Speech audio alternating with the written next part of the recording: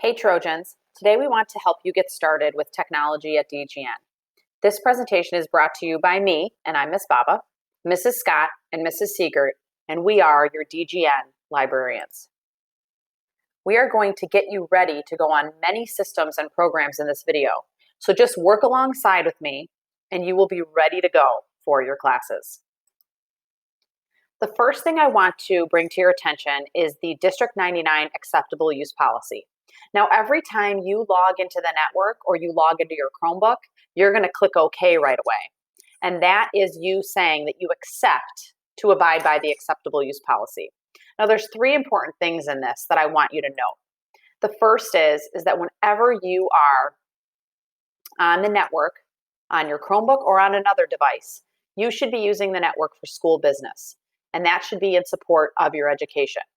What I want you to be careful of is sometimes, especially when you're on your phone, you forget that you're toggling back and forth between your personal Gmail and your school Gmail, or your personal Google Drive and your school Google Drive. Make sure that you're only doing school business within our network. I do this all the time on my phone, and I have to make sure I'm on my business account when I want to use and do stuff for school, and I'm on my personal account when I'm doing things for my personal life. The next thing is that it is a privilege to use this network and use that Chromebook. And I know all of you will make sure that you are using that privilege in the right way. The next idea is that you have no expectation of privacy. This means that just like a locker, if any school official felt the need to go into your locker or felt the need to check into your network or your Chromebook, they have the right to do so.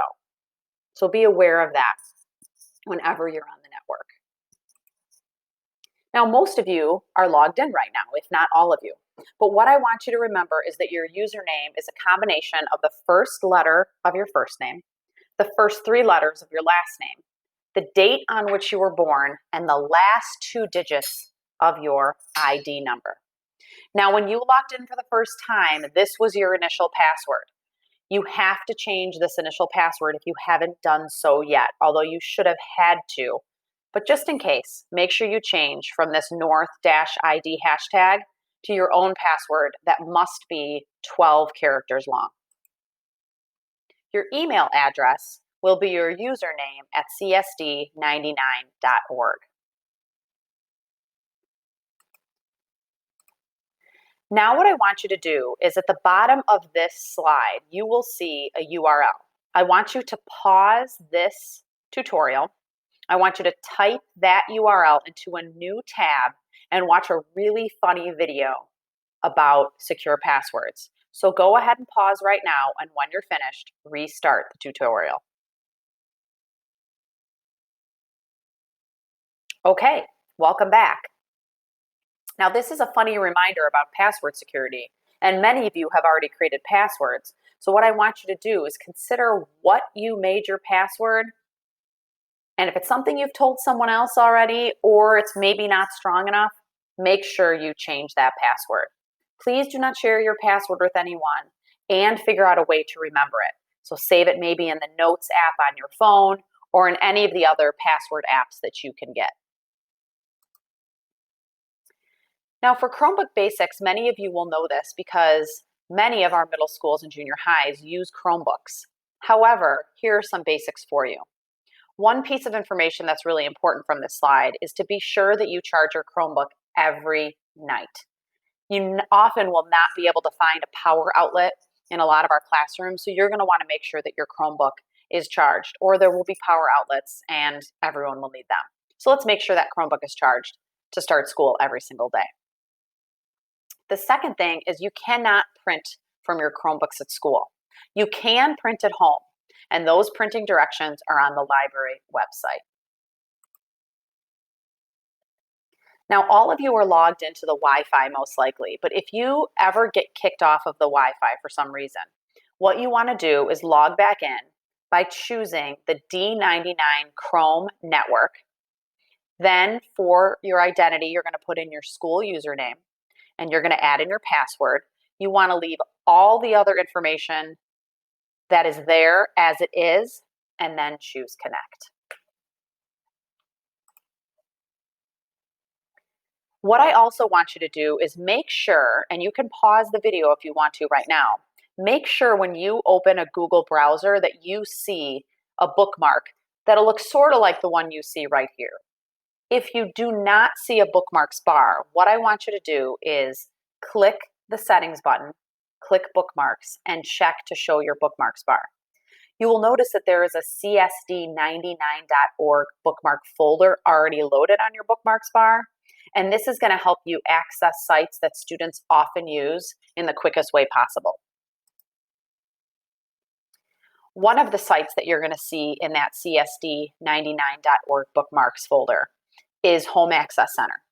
Now, Home Access Center is where you will check your attendance, check your schedule, and check your grade. So you're going to be on here quite a bit. You will log in to Home Access Center by using your school username and password. Another really important place for you, especially this year, is Google Classroom. All of your teachers are going to use Google Classroom to push out assignments and all other class information. You access this from the Google Apps menu, and when you enter, you should be logged in. If you're not, go ahead and log in. Each of your teachers will give you a join code to join their class, so be sure to check your classroom each school day. You're also going to access Google Drive from that same Google Apps menu. Again, if you're not signed in, go ahead and sign in. When you go into your Drive, you're going to notice that you already have a folder, even if this is your very first day at Downers Grove North. And that's going to be titled Classroom. Now, you don't want to change, move, or delete anything from this folder because this folder acts as a bridge between your classroom, your Google Classroom that your teachers have set up, and your Google Drive. So if you change, move, or delete anything in there, it's going to break the bond between those two, and now your teacher won't be able to see anything that you hand in. If you want to create folders for all of your classes, which I know a lot of students do, just do that outside of that classroom folder. And by creating those folders, it's a great way to stay organized. Now, there's going to be times that you have to title a Google slideshow or a Google Doc or something else. You want to make sure that you carefully name those files and make them easily identifiable names, because there is nothing worse than doing a ton of work and then not being able to find your file. As you can see from these examples, it would be impossible to know what some of these are, right? How many social studies projects, for example, will you complete in 4 years?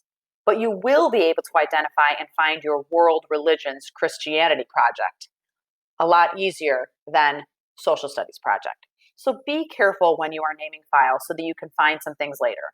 By the end of 4 years, you will have hundreds of files in your Google Drive. Something that you're also going to be accessing from that Google Apps menu and using a ton is Gmail. Okay, you're going to sign in the same way if you're not signed in. And you're going to use this when you want to contact your teachers, your counselors, your coaches, your activity sponsors, anyone from administration, any adult in the building. You can also use this to communicate with other students in your classes. Now, let's remember that right now, being a student is your profession. And you want to be sure that, like any profession, you send professional emails to your teachers or other adults in the building. Now, your teachers, counselors, librarians, administrators, coaches, sponsors, and any adult in the building is always happy to help you. We just want to make sure that when you're sending an email, you're sending it in a professional way. You can see that the one on the left here is much more professional than the one on the right.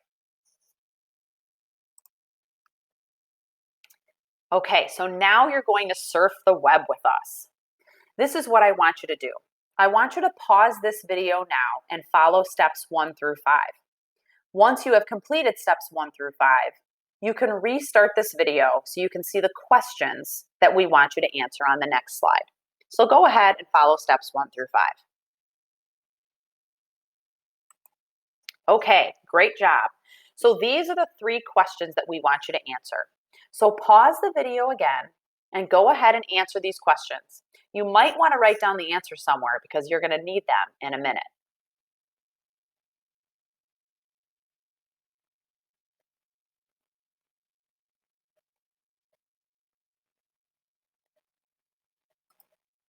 Okay, great job.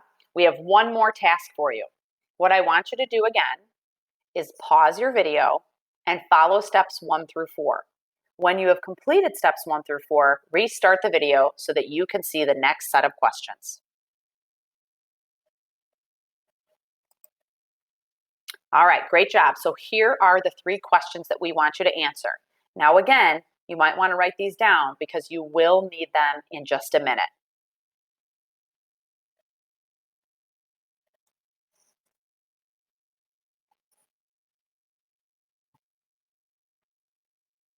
Now that you're all finished with your last 3 questions, we just have one more thing to tell you.